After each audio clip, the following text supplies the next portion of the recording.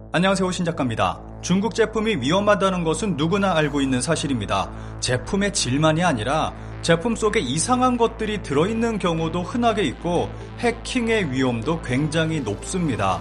영국에서는 중국산 자동차 부품에서 황당한 것이 발견돼 중국산 제품의 위험성이 재조명되고 있습니다. 최근 들어 중국 스파이 활동에 관한 뉴스를 자주 보게 되는 것 같습니다.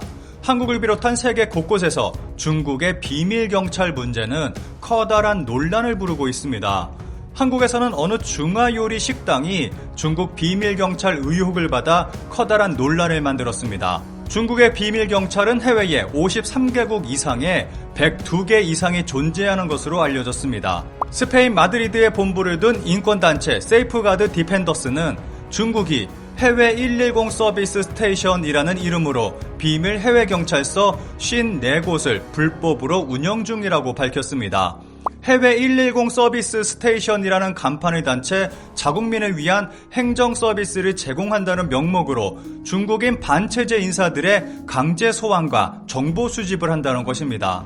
중국에서 110은 한국의 112처럼 경찰 신고 번호로 알려져 있습니다. 중국 당국은 이 시설들이 주재국 현지에 사는 중국 국적자들의 운전면허 갱신이나 여권 재발급 등 서류 작업 등의 행정적 도움을 주기 위한 것이고 경찰서는 아니라며 중국은 중국 영토 밖에서 경찰력을 운영하지 않는다고 주장하고 있습니다.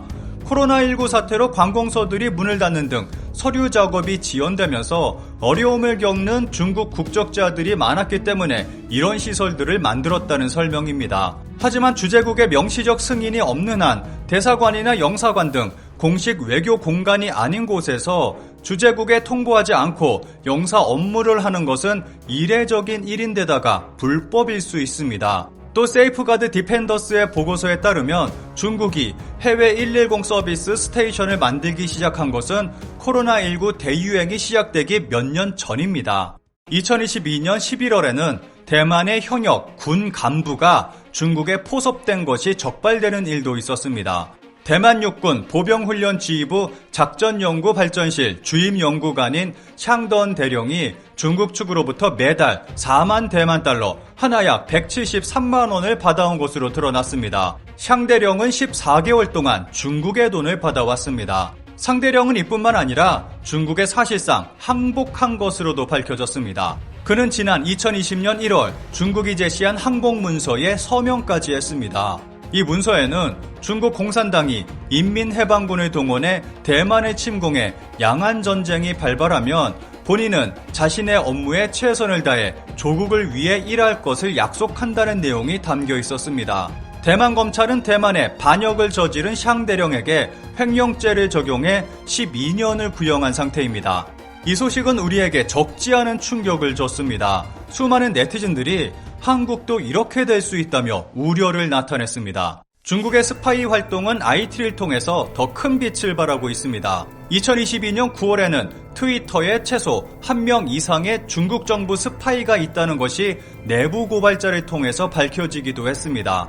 이런 상황이 심화되자 미국 정부가 칼을 뽑고 나섰습니다. 미국에서는 틱톡 사용을 금지하자는 움직임이 활발해지고 있습니다. 현재 미국 국방부와 법무부는 정부 소유의 스마트폰과 전자기기에서는 틱톡 사용을 금지했고 연방정부에서도 틱톡 사용을 금지시켰습니다.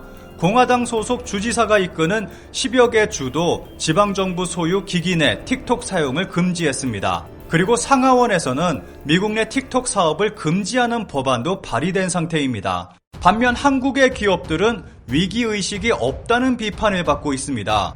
최근 LG U+ 가입자 18만 명의 개인정보가 해킹당하는 일이 있어 논란이 됐습니다. LG U+에 따르면 개인정보가 유출된 것으로 확인된 가입자는 18만여 명으로 이동통신, 초고속 인터넷 전화 가입자가 섞여 있습니다. 심지어는 한국인터넷진흥원이 개인정보 불법 거래 사이트를 점검하던 중 LG U+ 가입자 정보가 거래되고 있는 사실을 발견한 것을 통보해 LG U+ 측이 알게 된 것입니다. 솜방망이 처벌 등으로 인해 국내 기업들은 보안에 아무런 주의를 기울이지 않고 있고 한국 국민의 개인정보는 전 세계 공공재가 된 지 오래입니다. LG-U+가 해킹당한 것을 두고 중국산 중계기를 사용한 것이 원인이라는 지적도 있습니다. LG-U+는 국내 통신사 중 유일하게 화웨이의 이동통신 기지국 장비를 채택했습니다. 이것 때문에 보안을 걱정하는 목소리가 높았습니다. 심지어는 미국 정부가 LG-U+에게 중국산 장비를 쓰지 말라고 경고했을 정도입니다. 해킹의 원인이 중국 장비인지는 알 수 없지만 중국 장비를 채택하고 대규모 해킹이 발생해 의혹을 사고 있는 것입니다. LG-U+는 자사의 홈 IoT 서비스에 중국산 카메라를 사용해 논란이 일기도 했습니다. 심지어 이 카메라는 미국 정부의 수입 제재 기업 리스트에 올라간 업체의 제품이었습니다. 이러한 국내 기업들의 단가 줄이기만을 위한 서비스는 소비자들을 불안하게 만들고 있습니다. 이렇게 중국산 제품을 사용했다가 탈탈 털리는 일이 실제로 영국에서 발생했습니다. 자동차 부품을 만드는 단계부터 스파이는 시작된다. 중국에서 제조된 자동차 부품에서 말도 안 되는 물건이 발견되었다. 중국에서 제조하는 부품마저 조심해야 하는 시대가 왔습니다. 영국 언론 보도에 의하면 중국의 추적 장치가 밖에서 발견되지 않도록 영국 정부의 공용차에 설치된 것이 밝혀졌습니다. 자동차에서는 적어도 하나 이상의 심카드가 발견됐고 그 장치는 자동차의 위치 정보를 송신하고 있었습니다. 놀라운 것은 그 송신 장치가 중국에서 제조된 자동차 부품 속에 들어있었던 것입니다. 부품 속에 들어있는 이상 부품을 분해하지 않고서는 찾아내기가 매우 어렵습니다.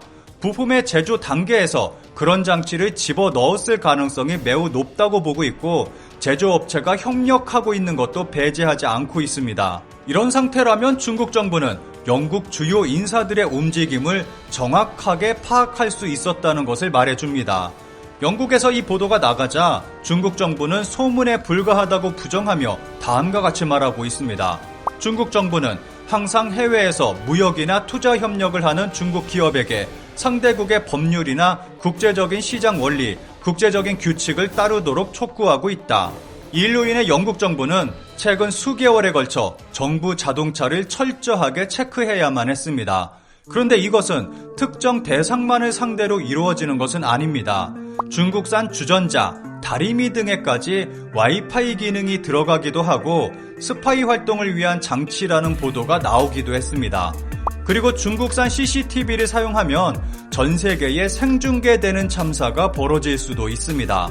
앞서 살펴본 모든 내용은 바로 우리의 이야기가 될 수도 있습니다.